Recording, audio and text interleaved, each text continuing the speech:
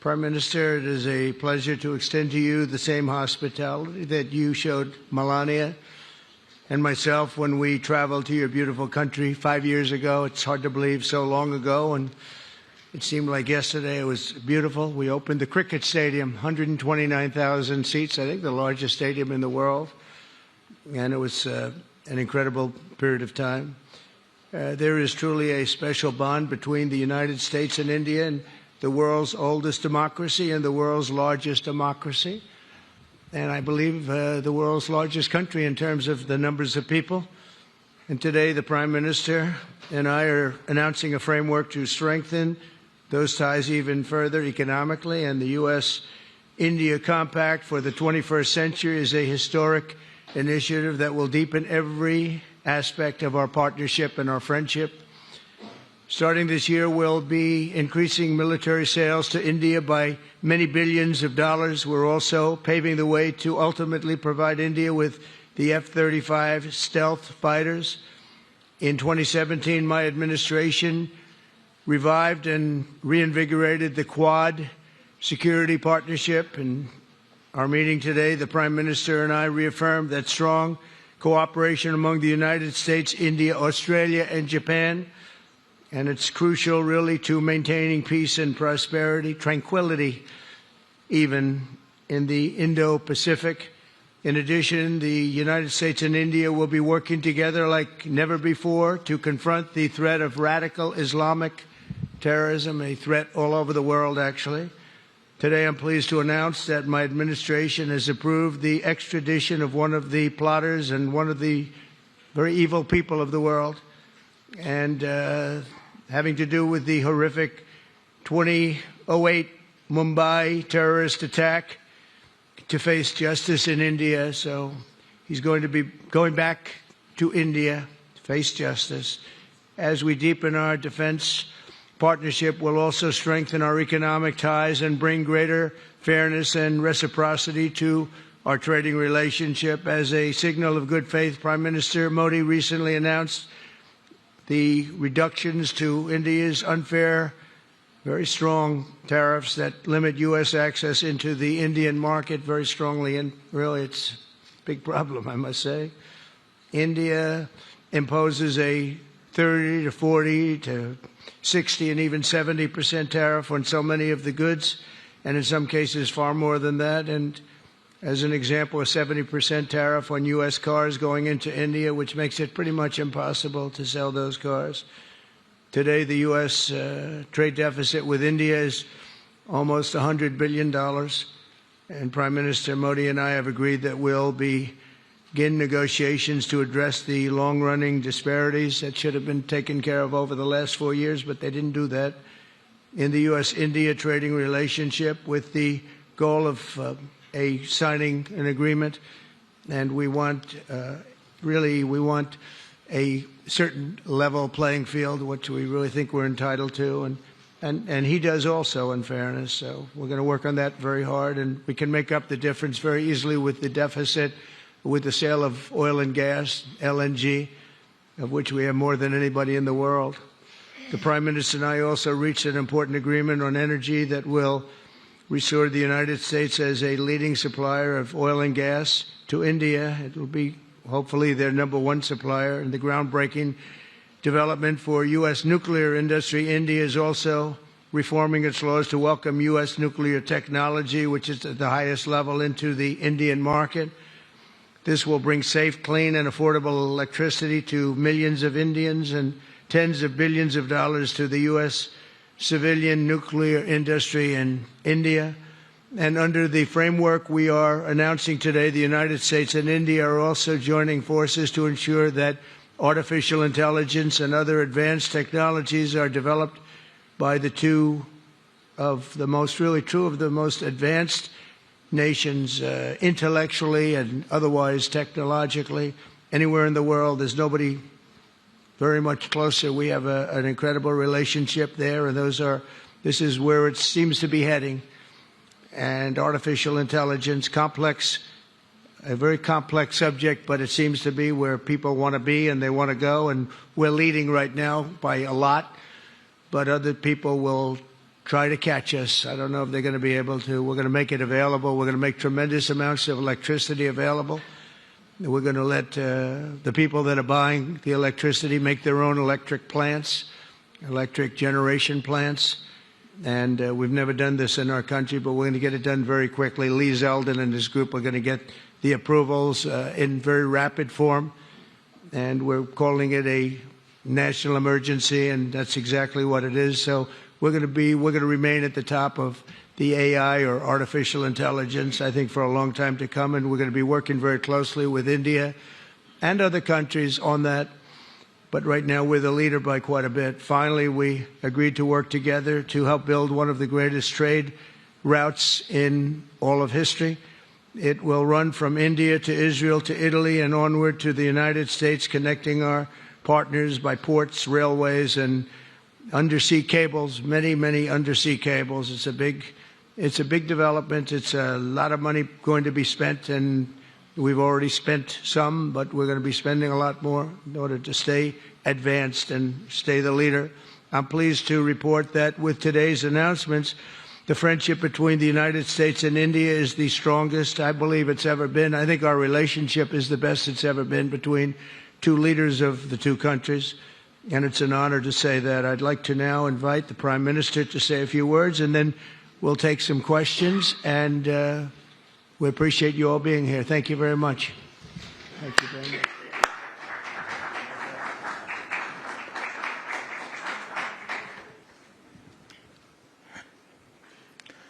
Your Excellency, राष्ट्रपति Trump, दोनों देशों के डेलीगेट्स, मीडिया के साथियों, नमस्कार। सबसे पहले मैं मेरे प्रिय मित्र राष्ट्रपति ट्रंप को मेरे शानदार स्वागत और आतिथ्य सत्कार के लिए हार्दिक आभार व्यक्त करता हूं। राष्ट्रपति ट्रंप ने भारत और अमेरिका संबंधों को अपने नेतृत्व से संजोया है, जीवंत बनाया है। जिस उत्साह से उनकी पहली टर्म में हमने मिलकर काम किया, वही उमंग, वही ऊर्जा और वही प्रतिबद्धता मैंने आज भी महसूस की है। आज की चर्चाओं में उनके पहले टर्म में हमारी उपलब्धियों का संतोष और गहरे आपसी विश्वास का सेतु था। साथ ही नए लक्ष्यों को प्राप्त करने का संकल्प भी था। हम मानते हैं कि भारत और अमेरिका का साथ और सहयोग एक बेहतर विश्व को शेप कर सकता है। फ्रेंड्स, अमेरिका के लोग राष्ट्रपति ट्रंप के मोटो मेक अमेरिका ग्रेट अगेन यानी मागा से परिचित है। भारत के लोग भी विरासत और विकास की पटरी पर विकसित भारत 2047 के दृढ़ संकल्प को लेकर तेज गति शक्ति से विकास की ओर अग्रसर है। अमेरिका की भाषा में कहूं तो विकसित भारत का मतलब मेक इंडिया ग्रेट अगेन यानी मीगा। जब अमेरिका और भारत साथ मिलकर काम करते हैं यानी मागा, मागा प्लस मीगा, तब बन जाता है मेगा पार्टनरशिप फॉर प्रॉस्पेरिटी। और यही मेगा स्पिरिट हमारे लक्ष्यों को नया स्केल और स्कोप देती है। फ्रेंड्स, आज हमने द्विपक्षीय व्यापार को 2030 तक 2 गुना से भी अधिक बढ़ाकर $500 बिलियन तक पहुंचाने का लक्ष्य निर्धारित किया है। हमारी टीमें एक पारस्परिक लाभकारी ट्रेड एग्रीमेंट को शीघ्र संपन्न करने पर काम करेगी। भारत की ऊर्जा सुरक्षा सुनिश्चित करने में हम ऑयल तथा गैस ट्रेड को बल देंगे। ऊर्जा इंफ्रास्ट्रक्चर में निवेश भी बढ़ेगा। न्यूक्लियर एनर्जी क्षेत्र में हमने स्मॉल मॉड्यूलर रिएक्टर्स की दिशा में सहयोग बढ़ाने पर भी बात की। फ्रेंड्स, भारत की डिफेंस प्रिपेयर्डनेस में अमेरिका की महत्वपूर्ण भूमिका है। स्ट्रैटेजिक और ट्रस्टेड पार्टनर के नाते हम जॉइंट डेवलपमेंट, जॉइंट प्रोडक्शन और ट्रांसफर ऑफ टेक्नोलॉजी की दिशा में सक्रिय रूप से आगे बढ़ रहे हैं। आने वाले समय में भी नई टेक्नोलॉजी और इक्विपमेंट हमारी क्षमता बढ़ाएंगे। हमने autonomous systems industry alliance launch करने का निर्णय लिया है। अगले दशक के लिए डिफेंस कोऑपरेशन फ्रेमवर्क बनाया जाएगा। डिफेंस इंटरऑपरेबिलिटी, लॉजिस्टिक्स, रिपेयर और मेंटेनेंस भी इसके मुख्य भाग होंगे।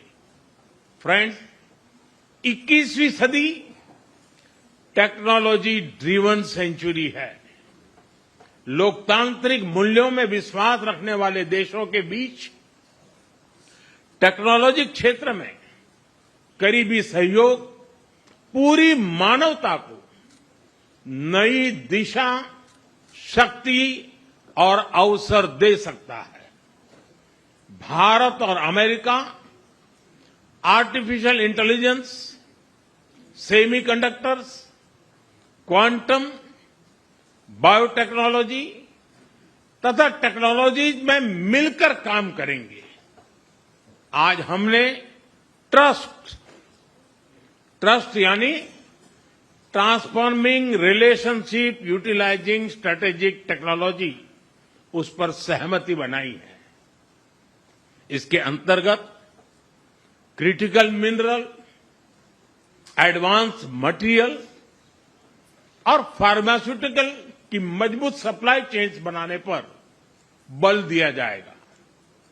लिथियम और रेयर अर्थ जैसे स्ट्रेटेजिक मिनरल के लिए रिकवरी और प्रोसेसिंग इनिशिएटिव्स लॉन्च करने का भी निर्णय लिया है। स्पेस के क्षेत्र में अमेरिका से हमारा करीबी सहयोग रहा है। इसरो और नासा के आपसी सहयोग से बनाई निसार सैटेलाइट शीघ्र ही भारतीय लॉन्च व्हीकल पर अंतरिक्ष की उड़ान भरेगी। फ्रेंड्स, भारत और अमेरिका की साझेदारी लोकतंत्र और लोकतांत्रिक मूल्यों तथा व्यवस्थाओं को सशक्त बनाती है। इंडो पैसिफिक में शांति, स्थिरता और समृद्धि को बढ़ाने के लिए हम मिलकर काम करेंगे। इसमें क्वाड की विशेष भूमिका होगी। इस वक्त भारत में होने जा रही क्वाड समिट में हम पार्टनर देशों के साथ नए क्षेत्रों में सहयोग बढ़ाएंगे। आईमेक और I2U2 के तहत हम इकोनॉमिक कॉरिडोर और कनेक्टिविटी इंफ्रास्ट्रक्चर पर मिलकर काम करेंगे। आतंकवाद के खिलाफ लड़ाई में भारत और अमेरिका दृढ़ता से साथ खड़े रहे हैं। हम सहमत हैं कि सीमा पार आतंकवाद के उन्मूलन के लिए ठोस कार्रवाई आवश्यक है और मैं राष्ट्रपति जी का आभारी हूं कि उन्होंने 2008 के जिसने भारत में नरसंहार किया था उस मुजरिम को अब भारत के हवाले करने का निर्णय किया है। भारत की अदालतें उचित कार्यवाही करेंगी। फ्रेंड्स, अमेरिका में रहने वाला भारतीय समुदाय हमारे संबंधों की महत्वपूर्ण कड़ी है। हमारे पीपल टू पीपल टाइज को और गहरा करने के लिए हम शीघ्र ही लॉस एंजलिस और बोस्टन में भारत के नए कॉन्सुलेट खोलेंगे। हमने अमेरिका की यूनिवर्सिटी और शिक्षा संस्थानों को भारत में ऑफशोर कैंपस खोलने के लिए निमंत्रण दिया है। राष्ट्रपति ट्रंप, आपकी मित्रता और भारत के लिए दृढ़ प्रतिबद्धता के लिए मैं आपका आभार व्यक्त करता हूं। भारत के लोग तो 2020 की आपकी यात्रा को आज भी याद करते हैं और उम्मीद करते हैं कि राष्ट्रपति ट्रंप एक बार फिर उनके पास आएंगे। 140 करोड़ भारतवासियों की ओर से मैं आपको भारत आने के लिए आमंत्रित करता हूं। बहुत बहुत धन्यवाद।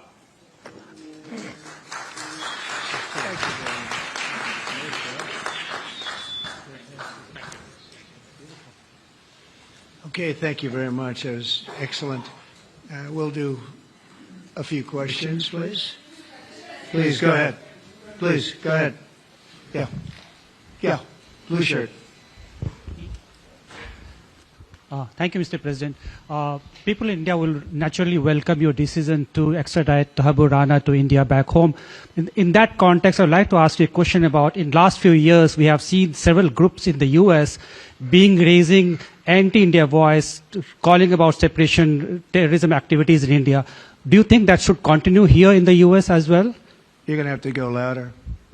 Mr. President, people in India would be welcoming your decision to extradite Aapko Rana to... I can't understand a word he's saying. It's not it's the accent. It's a little bit tough for me to hear that. Can I try again? How about you, please? Go ahead back there. Mr. President, thank you. First, I want to ask Thank the you very Prime much. Minister a question. You and the President, you both spoke about combating ISIS. You both sounded very excited about this partnership upcoming.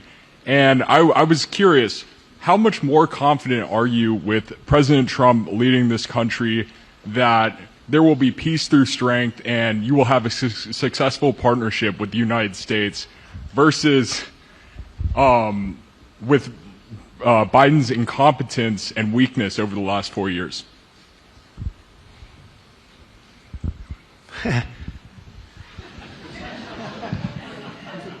That's your question, but I'll answer it. I agree with you. Yeah, gross incompetence. We're going to have a fantastic relationship, and it has been. Look, the whole world's been set back over the last 4 years by the weakness of the United States, the weak leadership of the United States. But I think we've taken care of it in just 3 weeks. It seems to me that even some of the media that we wouldn't prefer has been writing that this is a much different country right now, that the world has a light over it, not only our country but the whole world. The Prime Minister told me that before, too, even over India. The world has a light. They need the United States to be strong and powerful but good.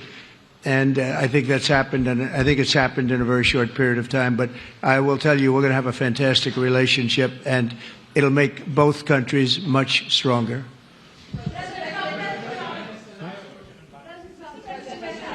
Yes, go ahead, please.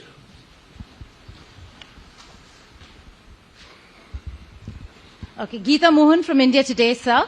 I'll just take my colleague Lalit Jha's question forward because you couldn't understand. Okay, fine. The question is about the fact that you've decided to extradite Thakur Rana. Thank you so much. India has been waiting to have him back in India to bring him to justice. But there are many other elements in the United States of America, particularly Khalistani separatists who've been working against Indian interests. How is the United States of America going to cooperate on that front with India? There have been allegations that have been leveled against Indian agencies by the Biden administration. Are you going to relook that with Tulsi Gabbard as DNI now? Well, I don't think India had a very good relationship with the Biden administration. They wouldn't sell them oil and gas, which is rather hard to believe because, it's a good thing to do. And a lot of things happened that weren't very appropriate, I thought, between India and the administration, the Biden administration. But as you said, we're giving a very violent man, it seems to me. I mean, I don't know that he's been convicted yet or will be, but let's assume he's a pretty violent person. We're giving him back to India immediately. And there are more to follow because we have quite a few requests. So we work with India on crime. And we want to make it good for India, and it's very important. So that kind of a relationship is very important to us. Okay? Go ahead, please. Go ahead. Thank you. Mr. President, you've repeatedly called India a big abuser of trade and said it is really difficult to do business in India because of tariffs. You announced reciprocal tariffs today. I am hoping you can speak about what kind of reciprocal tariffs India can expect. Are you willing to make any concessions? And how can India head off these tariffs? I also have one for the Prime Minister.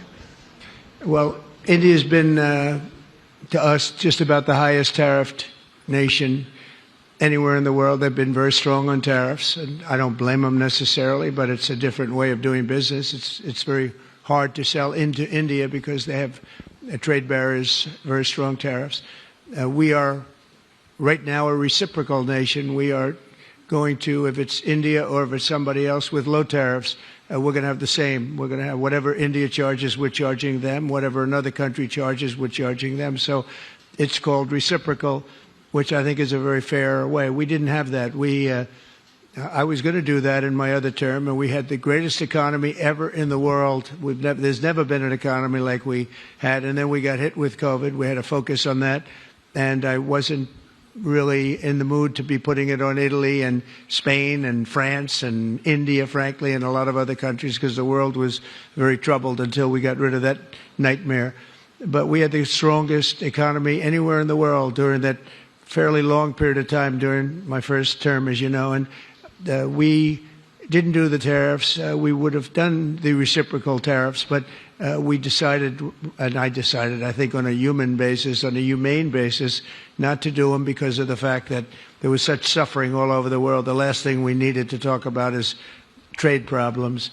But now we do. We're doing, we see a tremendous future for our country, but we felt that now it's finally time after 45 or 50 years of abuse that we will do, and this isn't India, this is among a lot of nations. The European Union is very difficult for us, very, very difficult. They tax our companies at levels that nobody's ever seen before. They take advantage of a lot of things, so we're not happy about that. China, of course, is terrible, and we've never taken in 10 cents until I was president. We've taken in hundreds of billions of dollars from China since I've been president in first term and now. And we have to do that just as a mechanism of fairness. And that's what I've done. And so we are being reciprocal with India. Whatever India charges, we charge them. So frankly, it no longer matters to us that much what they charge, because whatever they charge, I had discussions with India in the first term about the fact that their tariffs were very high, and I was unable to get a concession. So we're just going to do it the easy way, and we're just going to say whatever you charge, we charge. And I think that's fair for the people of the United States, and I think it's actually fair for India. Okay? Are you willing to make any concessions, sir? Any concessions? Go ahead, please. Ask to the A Prime question Minister, for the please. Prime Minister, please. Ask to the Prime Minister, please. Yes. Sorry. Yoshita Singh with Press Trust of India. Prime Minister, thank you, Mr. President.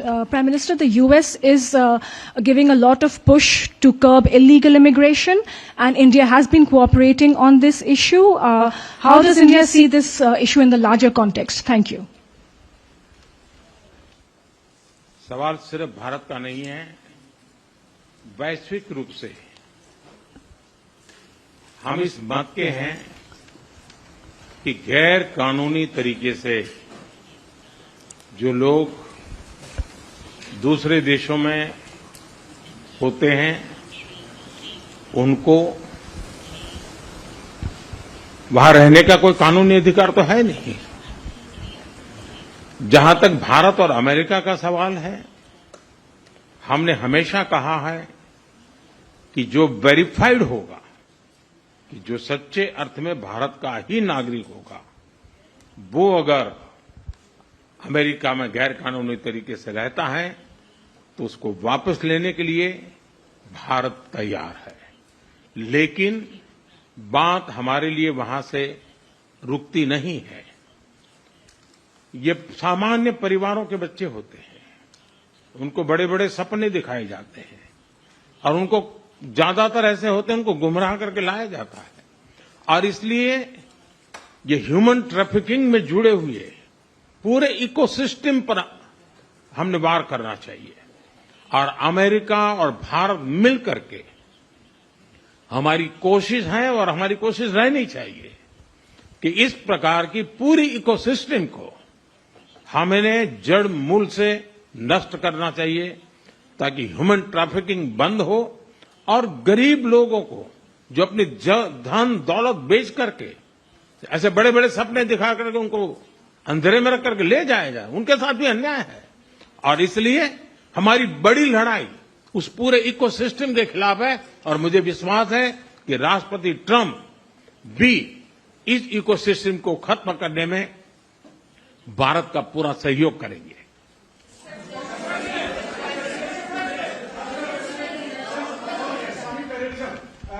Thank you, Mr. President.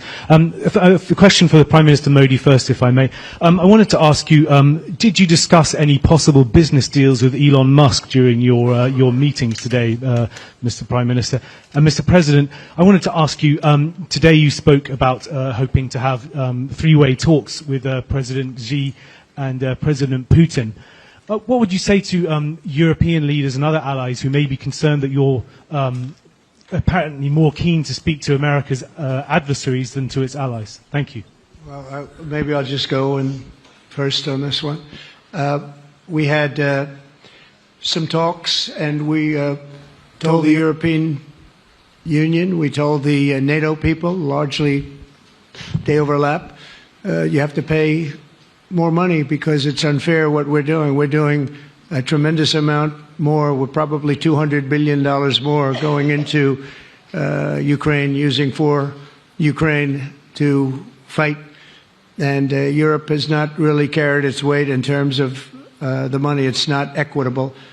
And we want to see a counterbalance. We want to have them put up more money. They have to do that.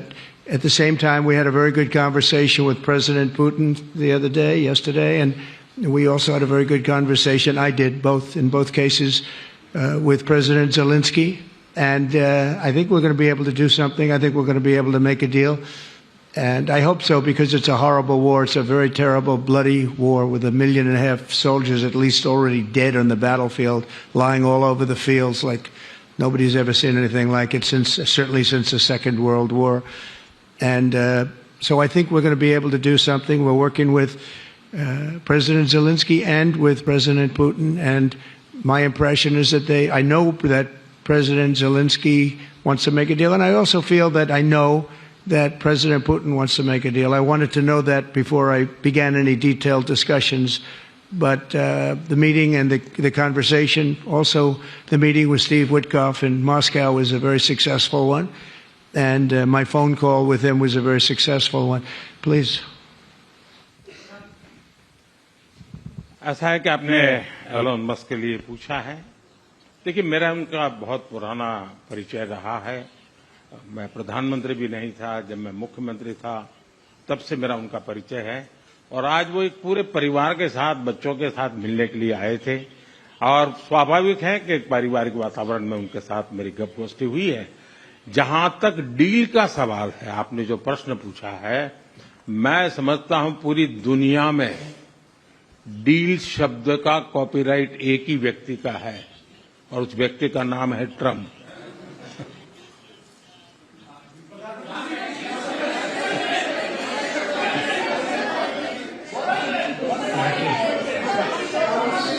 That was very nice. Yeah, go ahead, please. Thank you, Mr. President. Can I ask whether you discussed at all today the case of Gautam Adani, who's one of the wealthiest men in Asia and perceived as an ally of Prime Minister Modi?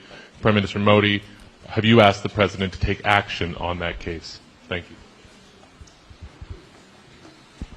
पहली बात है, भारत एक लोकतांत्रिक देश है और हमारे संस्कार, हमारी संस्कृति वसुधैव कुटुंबकम की हैं। हम पूरे विश्व को अपना एक परिवार मानते हैं। हर भारतीय को मैं अपना मानता हूं। दूसरी बात है, ऐसे व्यक्तिगत मामलों के लिए दो देश के मुखिया न मिलते हैं, न बैठते हैं, न बात करते हैं।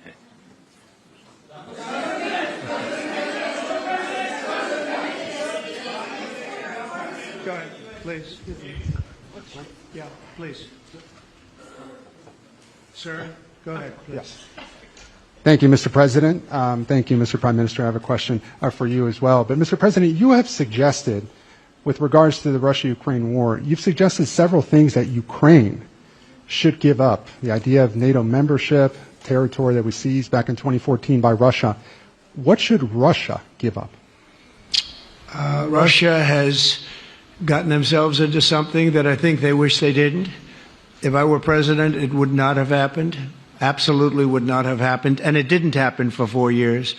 If you look at what has taken place under President Bush, they lost a lot. Under President Obama, they lost Crimea. Under Biden, it looks like they could lose the whole thing. Under Trump, they lost nothing. Ukraine lost nothing. They didn't give up anything. And you take a look at the other three presidents surrounding me, they gave up a lot.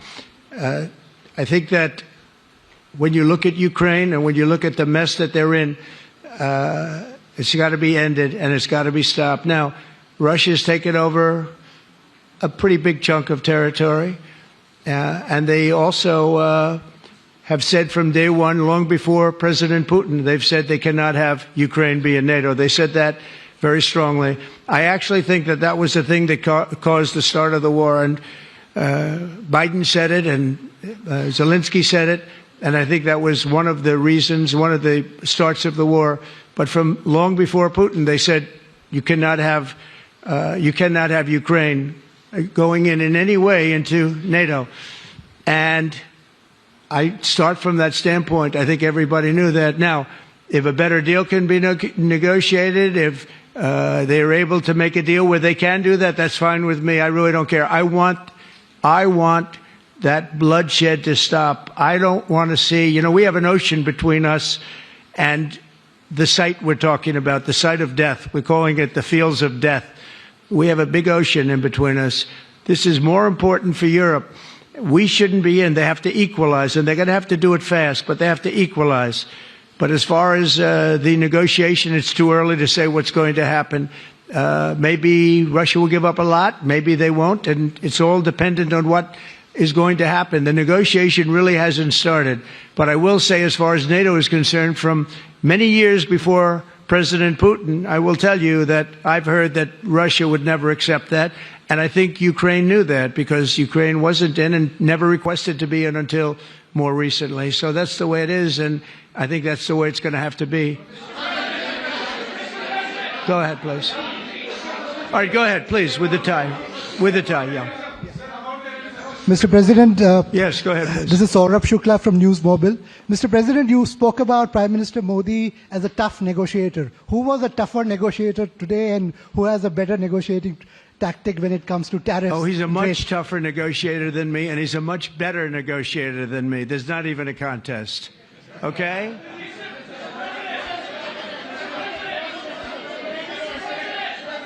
Yeah, go ahead, please. Go ahead. Go ahead.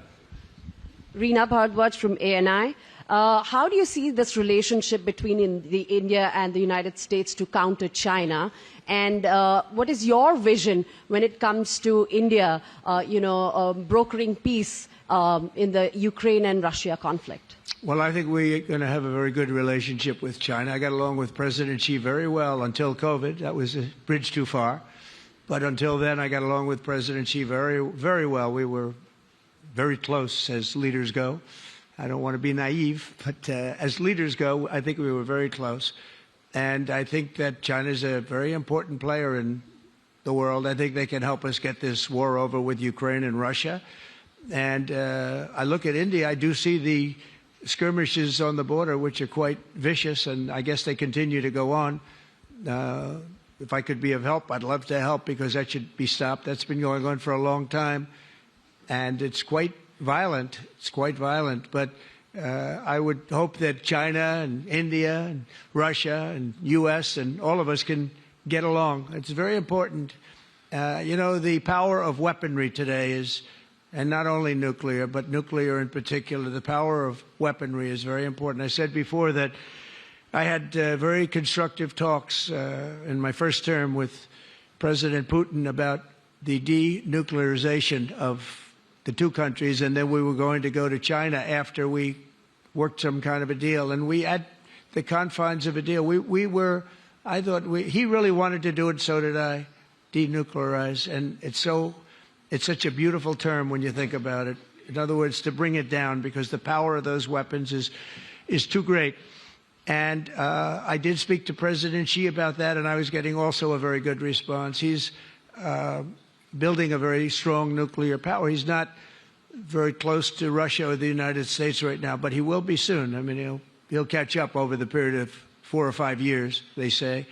But it would be a great thing if we could, on a military basis. We're going to spend this year $915 billion on military. Russia, without the war, was spending close to 100, but with the war, I can't tell you what they're spending, but they're spending a lot. And China is spending $400 and $450 billion.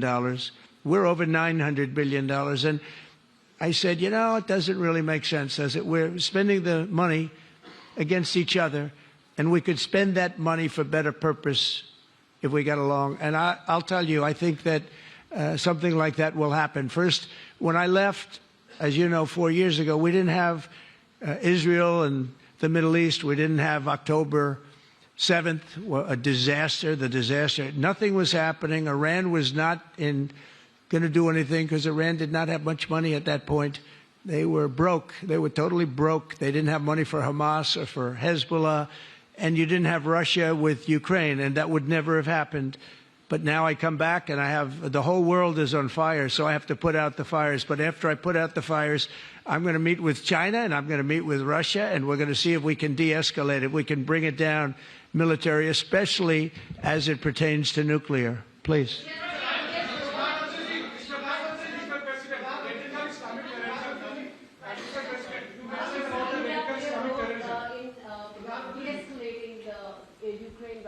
अगर आप mic लेकर के कुछ बात करें तो प्रधानमंत्री जी, आप इंडिया का रोल कैसे देखते हैं? आपने बातचीत की है प्रेसिडेंट ट्रम्प से to de-escalate the conflict in Russia and Ukraine. आप जानते हैं, मैं रशिया और यूक्रेन दोनों से लगातार संपर्क में रहा हूं. मैं स्वयं भी दोनों देश की मुलाकात कर चुका हूं. बहुत से लोगों का एक भ्रम है कि भारत न्यूट्रल है. मैं साफ करना चाहता हूं, भारत न्यूट्रल नहीं है. हमारा अपना एक पक्ष है, और हमारा पक्ष है शांति, पीस. और मैंने इसी एक हमारे सिद्धांत को लेकर के राष्ट्रपति पुतिन की हाजिरी में मीडिया के सामने स्पष्ट रूप से कहा था कि युद्ध का समय नहीं है. और आज भी मेरा कन्विक्शन है कि युद्ध के मैदान में समस्याओं के समाधान नहीं निकलते हैं, अल्टीमेटली वार्ता के टेबल पर ही होते हैं. और भारत का लगातार प्रयास रहा है कि दोनों लोग जिसमें मौजूद हो वैसे फोरम में बातचीत होगी, तब कोई रास्ता निकलेगा।